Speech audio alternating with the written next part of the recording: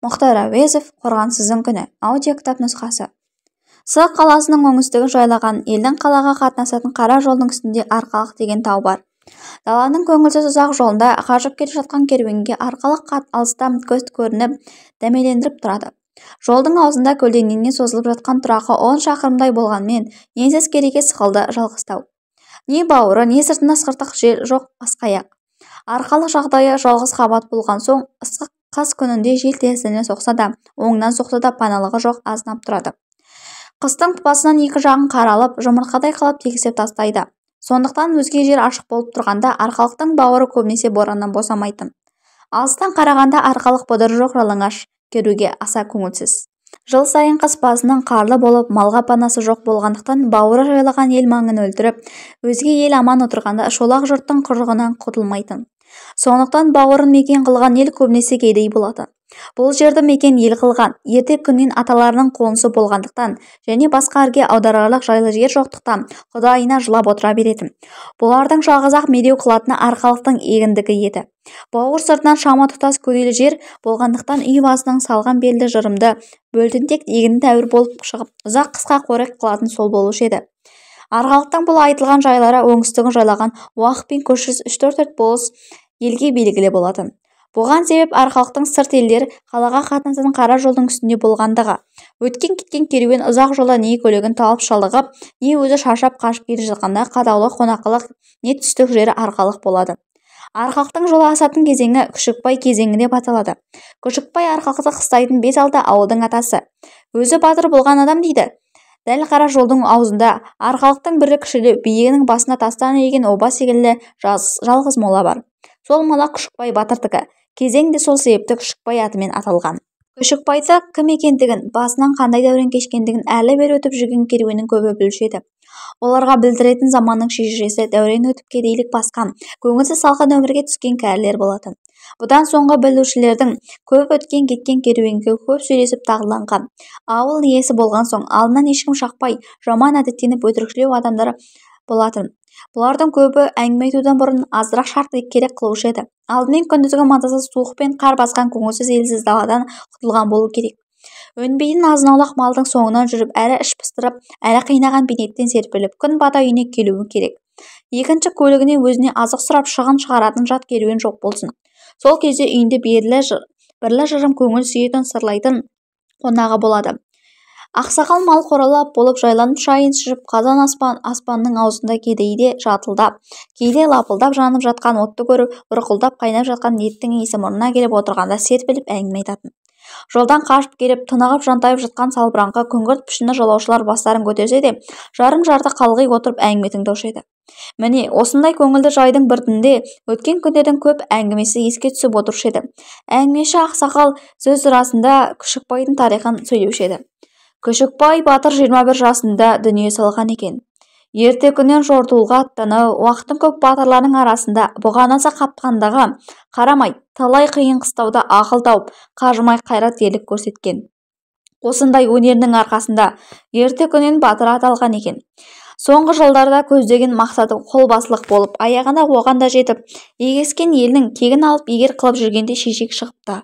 Шешек ауыр болып, төсекте қозғала алмай көп уақыт жатып қалған. Сол кезде Күшікбай ауырып жатыр дегенде естіп, талайдың өшін ала алмай жүрген уақыттың бір батыр жауынан жанын ауыртпақ болып, белдеуде байлауда тұрған Қызылбесті деген атын тал түсте тартып алып кетті. Пәленше атыңды алып кетіп деген ағайынның жетімсігені, сөзін естігені жаны шыдамай ауырмен алысып жылқыдан ат алғызып жалаңаш етінен бір шекпені кие салып, жауының артынан қуып кетіпті. Батырды мұқтым деп үйіне келіп жаңа жайланып жау отырғанда Күшікбай атын ойнақтатып, найзасын түйітіп өрт сөндіргендей болып зәрен шашып жетіп келген. Сол бетімен ауылдағы самсаған сары қолға соғысамын, қан төгемін деп әлек салған. Бірақ жиылған елдің ішіндегі басты адамды уақыттың баласы бірін-бірін өлтіріп арандаспасын деп ат жаппен айыбымен Күшікбайдың атын қайырыпты. Батыр еліне қайта қайтқанда ауыры меңдей бастап, атқа әрең жүріп, осы күнге бейіті тұрған биіктің басына келгенде мұршасы құрып найзасын тіреп аттан түсіпті. Сонан соң басын оңға қаратуға ғана шамасы келіп жан тәсілім қылған. Артын ағайын туған жылап барса, шешегінің ауыздары шекпен қажап, қотырының суық шепкенің сыртынан шып-шып шығып кеткен екен дейді. Батырдың көп мұратына жете алмай, жас күнінде қуаты қайнап, долдана бөлгендігіне моласы тұрған бейіттің бауырынан боран ызғар айнықпайтын болған екен деп бағанағы кәрі әңгіме тоқталушы еді. Бұл әңгімені айтушы адамдар Күшікбайдың кім екенін жұртқа танытқанда өзінің сол батырдың ұрпағы екендігіне көңілі бірталай қанағат қылып, бойы көтеріліп, көңілі күңгірт өмірдің уайымынан бірталай серік қылушы еді. Январь айының аяқ кезі, күн батуға тақап қалған мезгіл. Күннен батыстауға айналған күннің қызғылт сәулесімен нұрланып, қызыл торғынның түсіндей болып тұр. Күнге жақын тұрған ұзынша жұқалаң бұлттардың түсі қалың өртке қызғандай темірдей қып-қызыл. Төбе жақын тұрған алысырақ бұлттардың бірін-бірін жаған ғана жоғалтан қызыл боялған асыл нұрдың буын жаңа жалатқандай. Қызғылт сәулесін дүниеге жайып тұрған күн шарасымен тұтас көрініп тұр. Аспан ашық. Берірек тұрған азғана ала шұбар бұлттар кең жаһанның жүзіне перде болған жоқ. Күні бойы тыныш болған жел Күшікбайдың бауырында ғана ысырықтап, жаңада жауған көбірек қарды жаяу борасындатып тұр. Күннің қызыл сәулесі даланы да, тауды да өз өңіне кіргізген. Күн батыс жақтан бораған ұсақ қар күн астынан қызылданып көрінеді. Жоғарыда айтылған Күшікбайдың асатын қара жолдың үстіне арқалықтың бетіне алып, қала жақтан бір пар ат келе жатты. Жайдақ сары шанаға бектеп салған жеңіл жүгі бар, жақсы киінген екі жігіт. Сылаң еті бар, екі қоңыр ат қажығандығын білмеді. Көші жігіт божы қаққан сайын ығыса жөнеліп сары желіп келе жатыр. Жолаушының бірінің торғын тысты жаңа түлгі томағы бар. Қалың киімінің сыртынан тиген мол сұр шапанның жағасы қара барқыт. Аяғында байпағаның қолын үшін барқыттайын көміп келген жаңа қара етік. Алғашқы көрген жерден-ақ мынау мырзасы екен дегізгендей. Ол жігіттің жағысы 30 шамасында. Орта бойлы, дөңгелек денелі, қысқыла мұртты, шоқша сақалды, сұрғылт беті дөңгелек жалпақтау. Суық қартайтып қисық біткен кішілеу өткір көзінде және түксиген қабағында өзгеше қаталдық бар. Кішкене мұрны көз қалғығына үйлеспейді.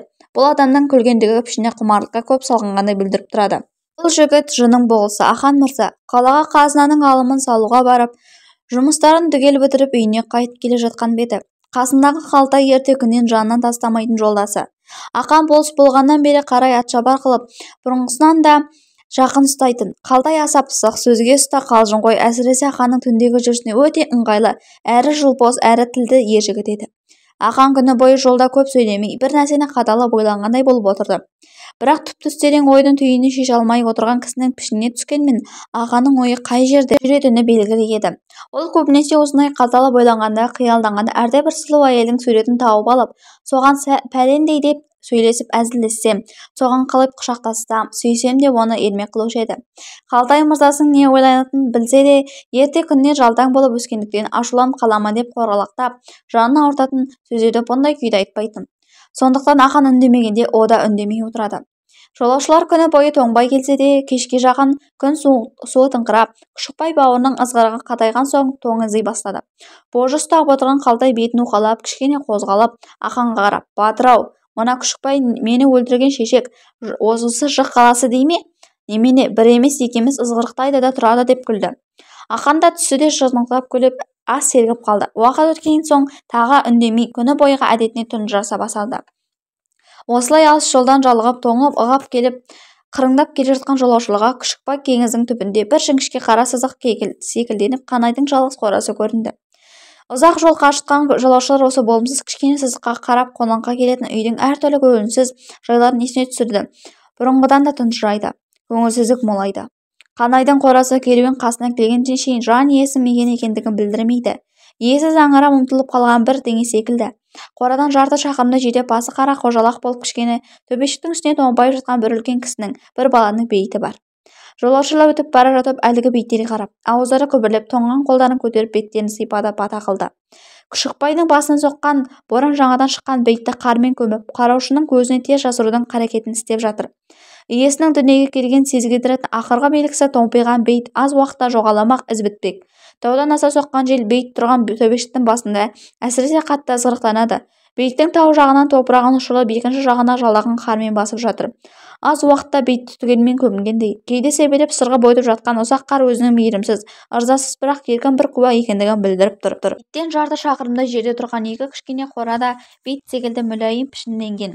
Тозығы әбден жетіп ескірген төбесі де сезіледі. Қыры кетіп жұмырланған бұрыш-бұрышында үйіліп қалған қорда топырақ, қораның онсыз да аласа бойына жермен жексен қылып тұр.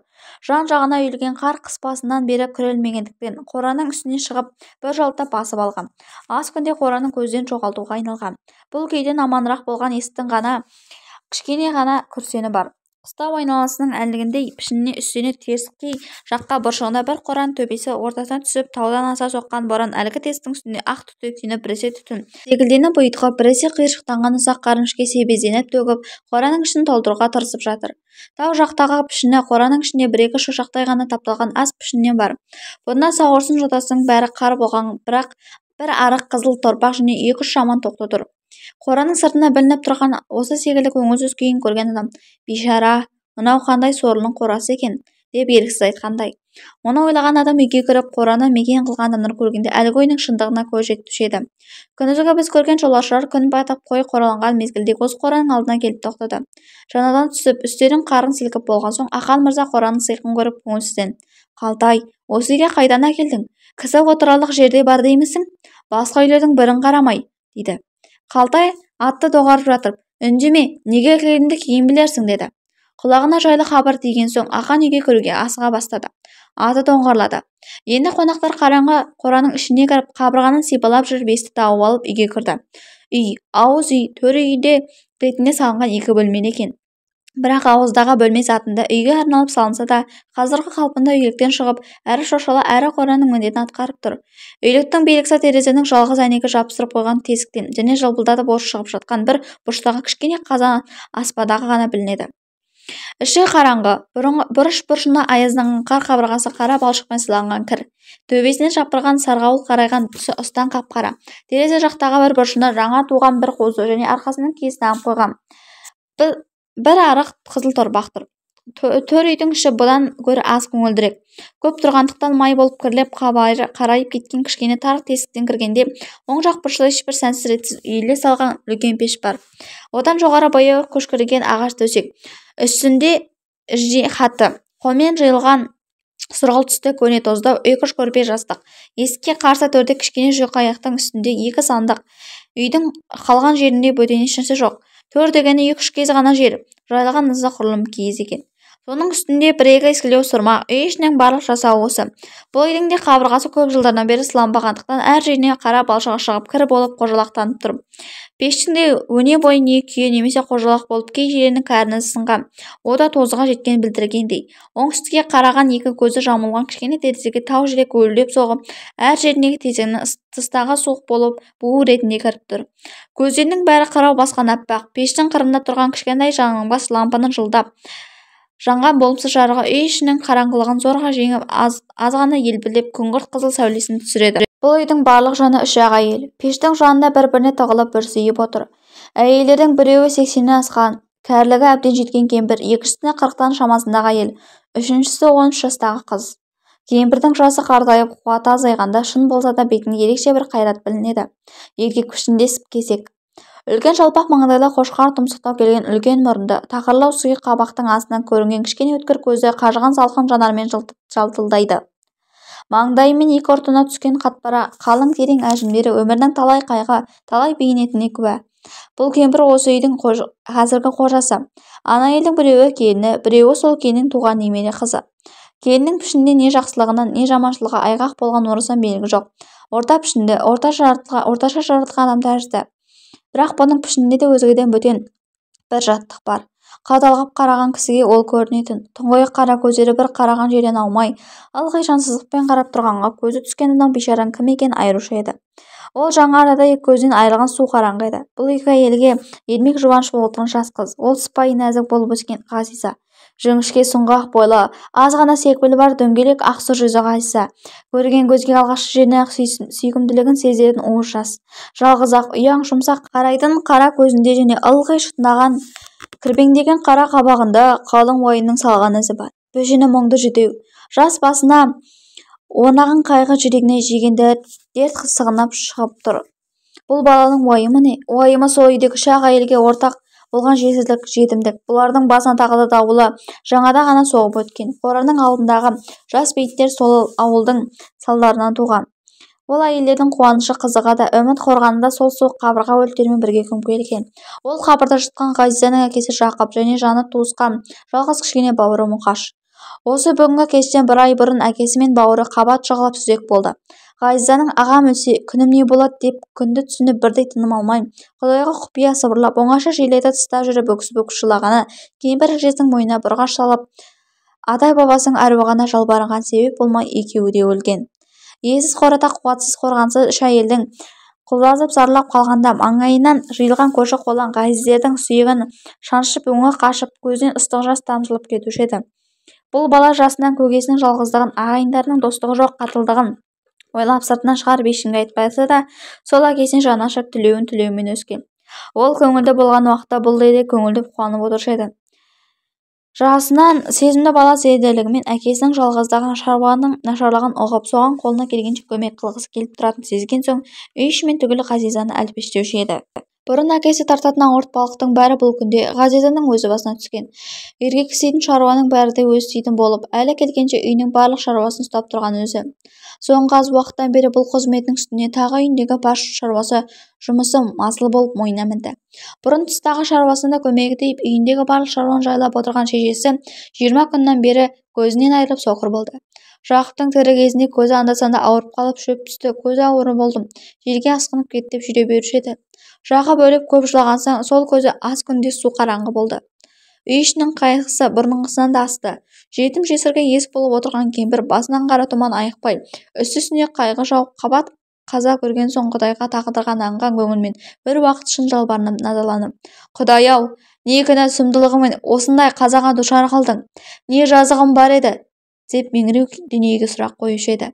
Ауыр өксікпен күрсініп, кеудесін жарған уайымның жалынан ешкімнен жауап қайтпайтынын білсе де, анда-санда дауыстап айтып отырушы еді.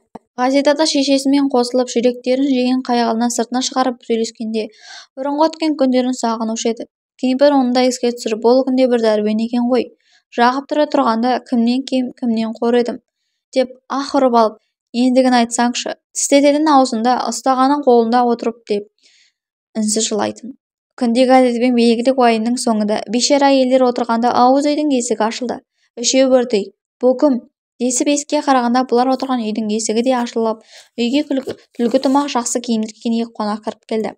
Ғазизаның соқыр шешесі Ғазизаны түртіп қонақтың кім екенін сұраса, Ғазиза қонақтар келген жерді таңдаған пішімен ақырын «Білмеймін, танымаймын» деді. Қонақтар киімдерін қалаған қарын қағып төрге шығып отырған соң аш жаулық әкелгізді. Ақан Құран оқыды. Артына Ақан да қалтайды үй ішімен амандасып, кемпірге қарап: «Құдайсыз сыпайшылық, ақырының қайырын берсін» деп жайлап көңіл айтты. Үй іші қонақтар алғаш келгенде таңданса да, артынан пішіндері, қалыптары көрген соң жетімдік халдеріне мүмкін болған дәрежеде көңілдеңкіріп, жадырап шамаларынша сергей бастады. Еркектері өлгеннен бері қалған әйелдерінің уайымын босаған шағы осы бөтен кісілер келгенде ғана болатын.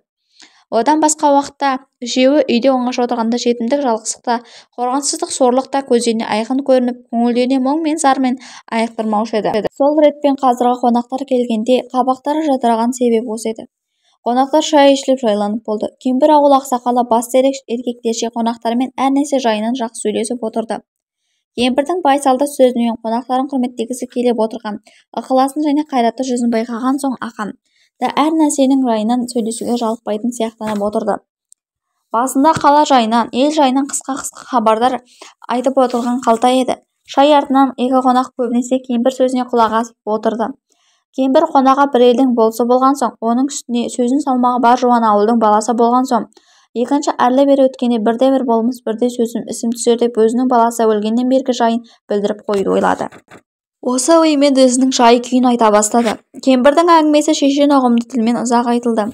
Дауысы біресе тиісті жерде қартайтып, өңін ажарландырып, біресе ақырындап келіп, аяғын сыбырлап, жеке-жеке айтып, ұғымды қылып, барынша көңілді ижтихатпен айтты. Әңгіме әлпеті өлер алдындағы қоштасып отырған айтқан немесе бір үлкен мархабат күткен кісінің жаны қысылған уақыттағы үміт тілек айтқан сөзге ұқсайды. Ақанға қарап, қабағындағы кірбің жадырап сөз бастады. «Қарағым, біздің хал жағдайымыз шет жағасын көріп білтіп отырсың ғой», деп тағдырының барлық суығына, зардабына, азабына шыдаған шыныққан қайратты сабырлы пішінмен күрсініп алды. «Біз жетім жесір қалған панасыз бейшарамыз. барлық дүниенің тауқыметін арқалап қалған жас балам анау. Мен болсам санарған тіліммен басқа түгім қалмады. Қайратым қайтқан, бір аяғым көрде, бір аяғым жерде тұрған қураған бір кемпірмін. Екі көзінен алып Құдай мүгедек қылып қойған келінім анау. Өзіне күтуші керек қылып отырған ол бір сорлы. Әр өтіп, бер өтіп жүргенде сондайлық бейшаралар еді-ау деп есіне алып жүрсін деп айтып қояйын деп отырмын. Күндердің күні болып жүдеп жата, біреуден зорлық, біреуден қорлық көріп отырған үстіне келсең, көзіңнің қырын саларсың. Жайымды айтып қояйын, ең болмаса жырлы сөзіңді айтарсың.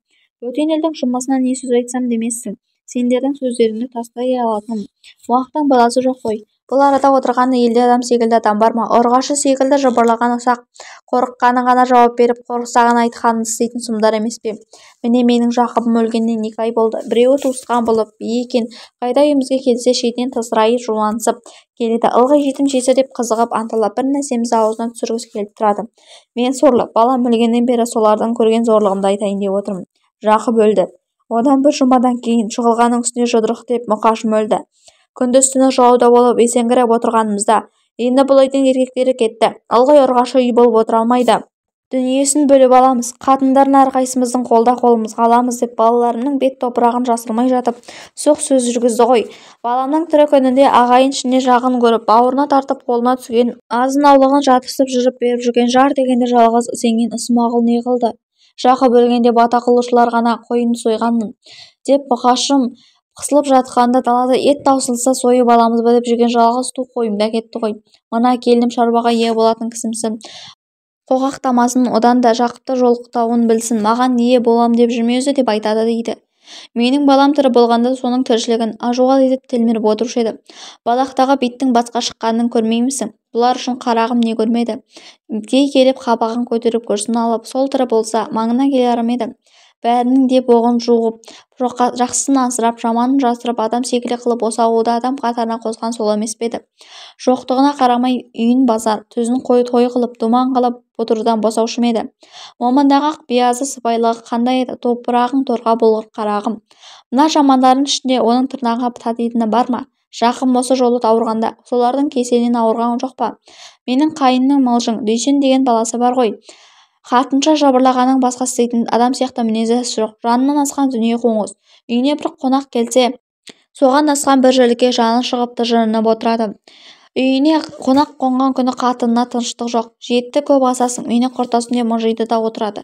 Соның үйіне қыс басында Шұбатырдың көбінің ұрыларын біреуі келді. Мылжың тамағым жоқ, жатқызатын жерім жоқ деп түн ішінде боранда қуып жіберген. Ежелден уақытта кісі ғұрлым көрмейтін, екі сөздің бірінде шау балам, айы балам деп тұратын. Өктемейдің баласы бұл қорлыққа шыдасын ба? Өлмесең көрем қап деп далаға тентіреп жіберген соң, сол түнде келіп қорасын талқан қылып жарып, 4-5 семіз қойын малға мініп жүрген екі аттың алдына кеткен. Соған өзі іздеп баруға қорқып, барсам да атымды алып қояды деп Жақып келеді ғой.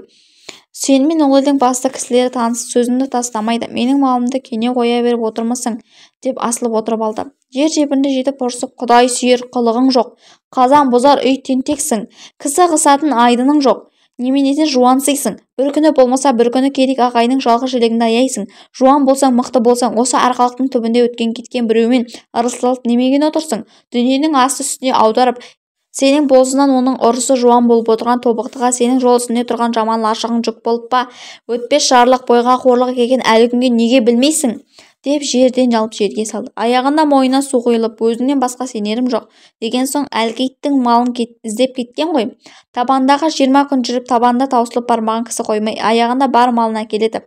Ұрысы жуан ауыл екен. Басында ел кісілерінің сөзіне көнбей, Дүйсен Мылжыңның ызасы өткен деп қасарыс болмапты.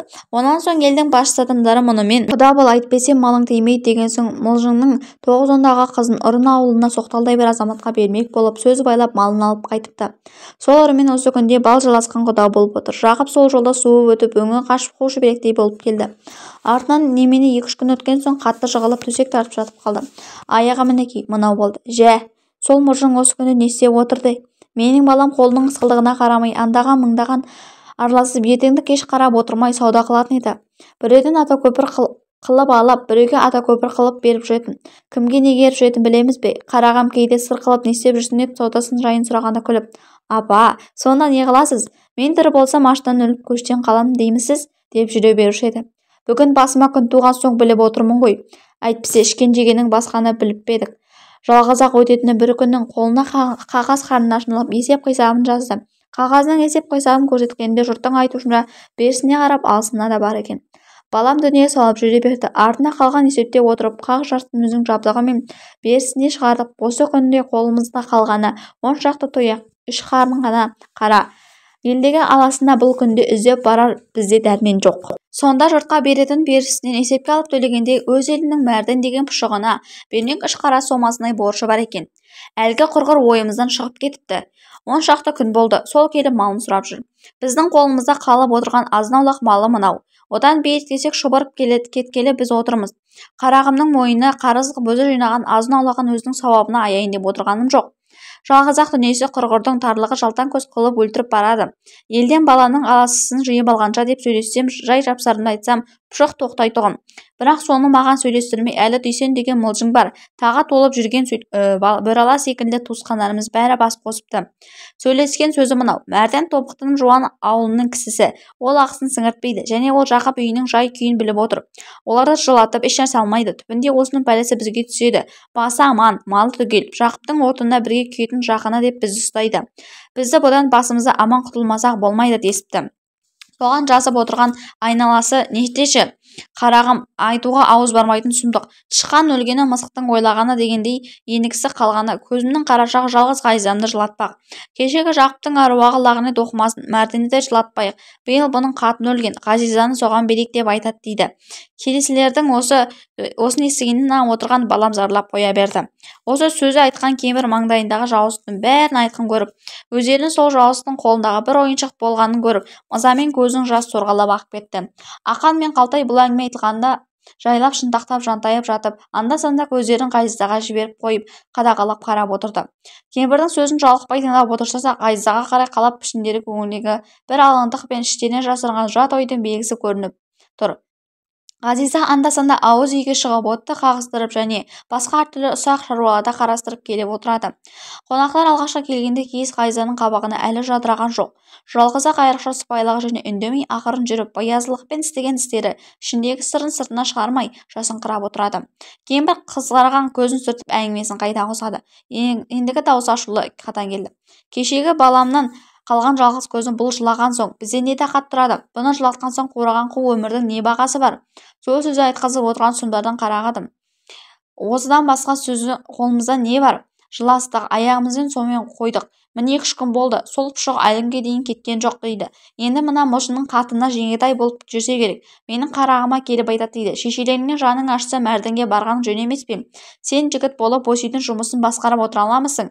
Онан да өзіңе біреуге сүйеу бол, саған сүйеу болсын деп шешелеріңді біреуге сүйенбенше өзің бар деп айтады екен. Сөздің қыршаңқысын қарасаңшы, мен баламды бір пұшыққа бермек пе екем? Қатынның мылжыңының сонда ойы менің балам көнсе пұшыққа жетектеп қоя бермек болса керек.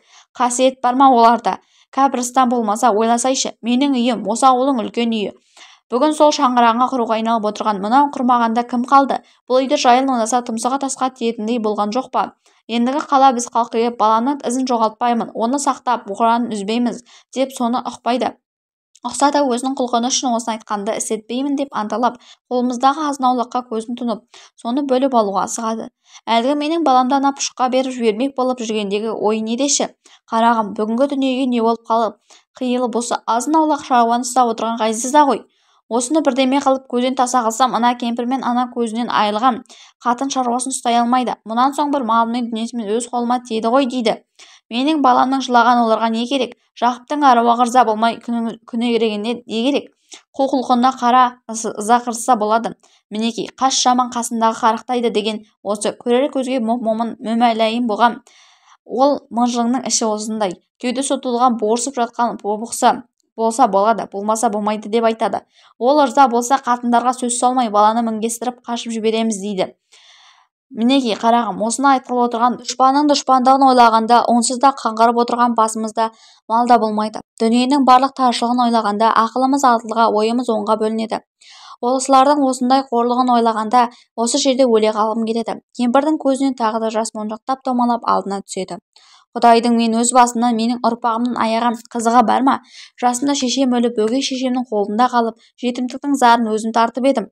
Содан өмірім жылаудан, күйіктен арылған емес. Енді қартайып төрімнен көрім жуық болғанда, Құдайдың ертең кеш тілейтін Жақыбымның жаманаты естіртпесе, осында алдында ал деуші едім. Ол тілегімді істемеді, деп көзінен бір аққан жасы жеңемнен сүртіп мұрнын сіңіріп, тілеуің құрғыр сорлы, мен бұл күйік түртін көргенше шірсемедім, деп сөзін тоқтатты. Кемпір барлық мұң мен шерін айтып отырғанда бір қалап бір шіпшінемен тыңдап отырған ақан әңгіме біткен соң басын көтеріп алып кемпірді жұбатпақ болып өз сөзін айтты. Сөзін шалай естелік қылып ақын айтқан соң ұғымсыз бірдеме болды. Сезімді адамның жүрегін шашындырып, тіксіздендіріп, жұртты мінезін жиргендіретін түңілдеу көрінген жауыздықтар, ауыр халдер ақанға көп әсер берген қойған жоқ. Жалғыз-ақ сол әңгіменің ішінде болып қорлық көруші, зар шегуші қайран қуаты жоқ сорлы кемпірдің бұл айтқандағы азғана жүрегінде тыныштық, семіз қалпын бұзғандай болып отырды.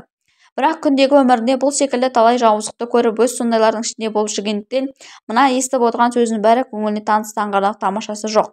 Оқып кеткен сабағы секілді болды. Кемпір бәрін айтып жылап, қызы мен келіні ішінен танып, қайғы жұтып отырған күйін ойлағанда азырақ сілкегендей болды. Осыған жанашырлық-ау, деп жүрегін зорлыққа жұмсайтын десе де, аздан соң сезімсіз салқын қалпына қайта барып отырады. Бұл адамның іші жақсы сезімге жат болып кеткен бір күңгірт дүние сияқты.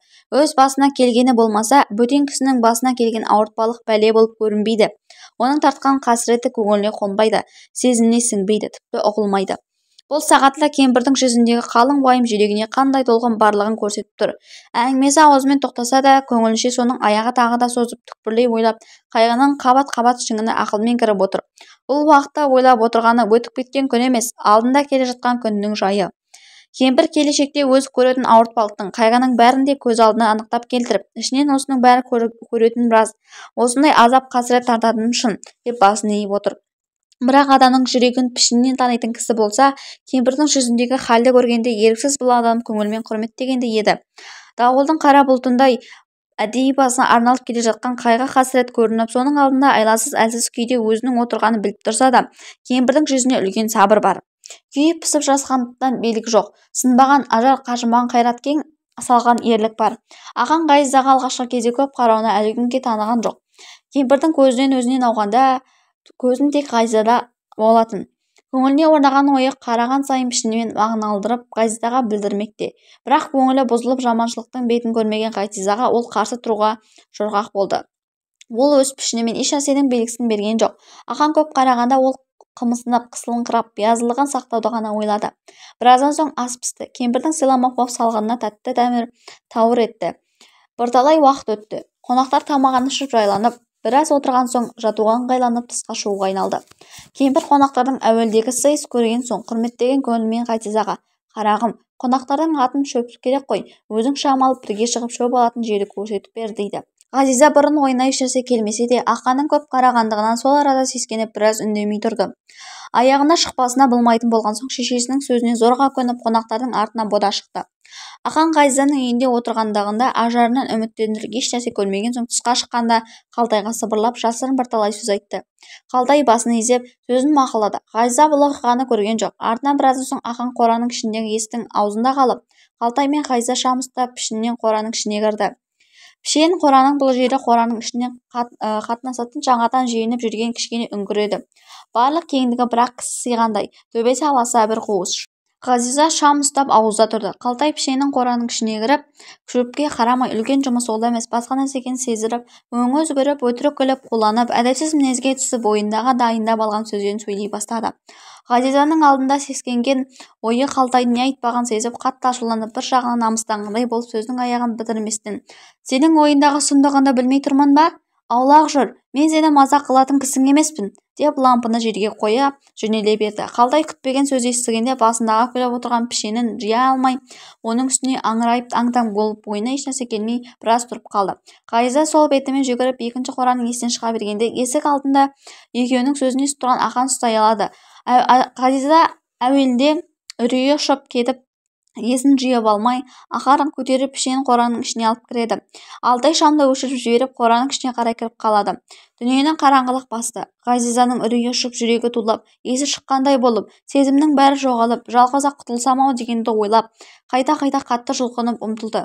Сезімі жоқ, қатты ұстаған мықты қол рахым ойлап жібермеді. Еріксіз өз еркіне көндірді. Жалғыз-ақ қараңғы қуыста жалынған, жалбарынған біресе естіп жүрген жүрегі жаншылып, үзіп-үзіп жылаған дыбыстары келеді. Сезімі жоқ, жауыз қара күштің қылған күнәсі мен зұлымдығы қатты тоң жер, суық балшық, көрдей қап-қараңғы дүние куә болды. Қалтай алғашқы бетімен тоқтай алмай қақпаны ашып тысқа шықты. Жел күнсіздігіне қатайған, күн алғашқыдан қатты болып тұр. Алдынан ентігіп, беті тоғылдап қызарып, жаңа болған құмарлықпен бұзылған түрмен ақан шыға келді. Екеуі де сөйлескен жоқ, бірақ көңілдегі істерін айтпай-ақ ұқты. Ғазиза зорлықтан босағанда есі ауыңқырап, көңілі дүние-дүниегінен жоғалтқандай, өзінен алыстап бара жатқандай болып көрінді. Бұл сезім біраз уақытқа дейін көңіліне келмеген аса жат біртүрлі сезім болды. Не қыларын білмей өксіп-өксіп жылап, жерден басып өзін көтеріп қалпына отырып алды. Бірталай отырған соң есептеп есі кіре бастағандай болды. Бірақ есі кірген сайын ойына келген өзгеше суық түрде. Әуелі әкесі өлгеннен бері басына түскен ауыр хал түгелімен көз алдына тез елестеп өтті. Ақырында соқыр болып мүгедектеніп отырған шешесі, қартайып қайратынан айырылған кемтар болып отырған әжесі есіне түседі. Артынан әлгілердің әлсіздігін ойлағанда іші құсаға толып, жас жүрегі жаншылып, бұл күнге шейін тіпті көрген азабына ең ауыры болды. Жүрегінде ар-ұятты, жігер намыста жоқтығын, кедейлігінен қорған-сығызынан басқа міні жоқ. Салмақты, таза тәрбиелі бала бұл күнде сол не көріп отыр? Әкесі өлгеннен бері, Құдай, біреудің зорлығын, қорлығын көрсетпе деп тілеген уыз тілегі қайда кетті? Бұрынғы бейнет, бейшаралық былай тұрсын. Мынау көрген мазақ не? Осынша қулалау, рәсуалау не? Әуелден бергі қазаны көріне, осындай қарашырдай жас баланың не жазығы бол? Бүгінгі күні өмір бойында құлағы естімеген зорлық зұлымдықты көруге не жазып еді? Ешбір жауап жоқ. Бірақ қайда жүрсе де артынан көлеңкесінен қалмай жүрген бір сорлы, бір жылау. Осы айтылған сөздің бәрі Ғазизаға мұндайлық толық қиылып отырмаса да, әрқайсысынан көңілмен жүрек аралап өтті. Осыны ойлаған сайын жүрегіне аза керней бастады. Көңілдегі күші намысты сілкініп боянғандай болды. Қорлық мазақ көрген Ғазизаның көзіне дүниенің барлық қызығы өтті. Жастығына лайық болған үміт қиялдары бәрі де ойын басқан қараңғылыққа батты. Көңіліндегі өмір сүрсем деген оттың ақырғы жалыны өшті. Ғазизаның көңілі бұл күні қиял кенген сайын үйге кіру керексіз бола бастады. Көңілінде қалған таусыншық сезімнің ойлатқаны, енді үйге кіріп қайтемін, үйде мені көретін не қызық қалды? Бейшара болған шешелерім ақырғы қайғымды көрмей-ақ, білмей-ақ қойсын. Қайғылы бір сыр көруге бір-ақ кетсін дегендей болып тысқа шықты. Әуелгі қалпынша ақ түтек болып борап тұр. Біресе өкіріп, біресе гуілдеп құтырынып, ұйтқып соққан қатты жел Ғазизаға жүр дегендей болып телдектеп алып жүріп кетті. Ғазиза кетіп бара жатып бойланып артына қарап, бейшаралықтың кебін киген кішкене ескі қорасын көрді. Ұйтқып аспанға ұшқан ұзақ қар жүрген сайын көзіне ол қораның жасырынып бара жатты. Ғазизаның балалығы, еркелігі, қайғысы, қасіреті сол үйде қалды. О да бірге көмілек болды. Барлық жүрегіне жылы жақындары, нәзік қылып өсірген ұясы қалды. Ғазиза енді суық қатал табиғаттың еркінде. Өмірдің ақырға қалған жанары қай жерде, қай уақытта сөнері белгісіз. Суық жел жұқа киімнің ішіне кіріп кеулеп, иығын кетіріп, жауратып ықтыра бастады. Ғазизаның көңілде қалған ойы ең ақырғысы бұйрығы. Әкесі мен бауырының бетіне апарып, екеуінің арасына отырып зарлау. Дүниеде жетім болып жалғыз қалғанда басынан кешірген қасірет шығару, азабын дертін айту. Ғазиза бейіттің бетіне алып, Құдай, ендігі бар тілегім осы көкемнің басына жеткіз деп жүгіріп кетті. Біз Ғазизаны шығарып салып үйіндегі әңгімеге келейік. Аған әуелгі бетіне тысқа шығып өзгелермен бұрын үйге кіріп жатып қалды. Бірақ тыста болған әңгімені немен тынарын білмей, біресе күдіктеніп қорқып, біресе азнаулақ өкінгендей болды. Ғазиза келетін уақыт болды, бірақ әлі келмеді. Аздан соң кемпірді келінді. Ғазиза қайда жүр деп аңтанып қалды. Сол уақытта атты суарып келіп, шөбін салып жайлап болған Қалтайда үйге кірді. Үйдегілер түгелімен Ғазиза қайда деп шу ете қалды. Қалтай саспағанын сездірген жоқ. Бағана кетіп еді ғой, келмеді ме? Деді. Кемпір де келін де тынышсыздана бастады. Қалтай бұл жұмыстан ерте басынан өз бастарын арашылап қоймақ болып, әуелдегі айталған сөздерін дайындап тұрды. Мен шөп суарған соң құдықтың қайда екенін сұрадым.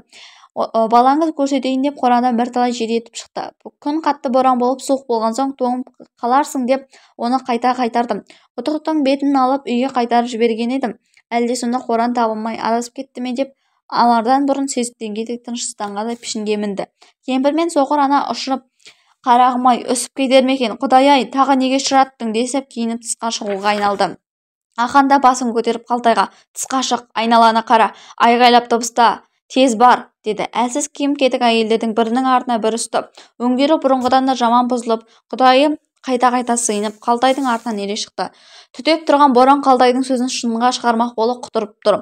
Есік пен төрде жидегі қараған бұлдырап, жөнді көрінбейді. Ұйтқып келе беткен майда қары көзі ашқызбайды. Кемпір күннің түрін көріп, назалы дауыспен: "Құдай, тағы да төбемнен ұрайын деген екенсің ғой. Қарағым адасты ғой, ұшып өлді ғой, аруақтарым, қолдай көр, ақсабарым", деп баласын шақырып айғайлай бастады. Келін де сүйегіні тілеу азары болып қорқып тұрды. Қалтай қорадан ат мініп алып шықты. Қайта-қайта айғайлап шаба жөнелді. Әйелдері дауыстап естілмейтінін білген соң, ішінен зор қауіпке түсіп зарлап тұрды. Бұлардың бір дәрмені айғай болғандықтан қайта-қайта айғайласып еді. Көп уақыт өтті. Тәңірім, жоқ, болды, өлді", деп әйелдер зар салып дауысып айтып үйге кірді. Бұрынғы қайғының бәрінен жаңа қайғы күшті болды. Өлді деуге келмей, көңілдері қимай, көбірек медеу қылайын десе де, көңілге кіріп қалған қорқыныш жүгіректерін билеп алып әкетті. Терезеге түктеп отқан қатты жел бір қалпынан ауған жоқ. Бірталай уақыт өткен соң дүрсілдетіп Қалтай келді. Бірақ үйге жалғыз кіріп келген жерде-ақ еш нәрсенің болмағанына көздері жете бастады. Қалтай: "Өзім адасып кетіп ауылда әрең таптым, еш жерде жоқ", деді. Әйелдер сол түні таң атқанша шам жағып ұйықтамай отырып, Құдайдан тілек тіледі, сыйынды, жылады. Бірақ ешбір көмек бермеген жоқ. Шыдай алмай зар қаққан сорларға қыстың ұзақ түні шыдай болып созылды. Ақырында таң атты. Қонақтар ерте қамданып жүруге ыңғайланып жатты. Таңертеңде қарап еш нәрсе таба алмаған Қалтай маңайдағы ағайындарын жинап хабар берген болатын. Тұрып алдап тез қамданған соң, Ақан кемпірдің қақсыған зарына шыдай алмай, аттарын дайындап жүріп кетті. Жиылған ағайындардың көп іздемей-ақ екі жас бейіттің арасында өлік болып қалған Ғайзаның сүйегін тауып алады. Үстіндегі онсыз да жұқа киімдер әр жерге шашылып қалыпты. Ғайзаның шашы азырақ дудырап қалған. Денесінің жартысы қар басқан. Әкесінің бетіне жабысып, қасіретті өмірдің ақырғы қуаты сол жерде берген екен. Өлер сағатына шейін қабаған басқан бұлқай уақытта жадыраған із қалған жоқ. Балалық жүзінде "Менде жазық жоқ, мен тазамын" деген ашық тазалықтың белгісі. Қайғы-қасіреттен сейілген жас баланың ажары бар. Жауыздықтың жас құрбаны, қасіретке толы өмірінің азапты ақ түтігінен адасып өліп, мәңгі толас тапқандай болды.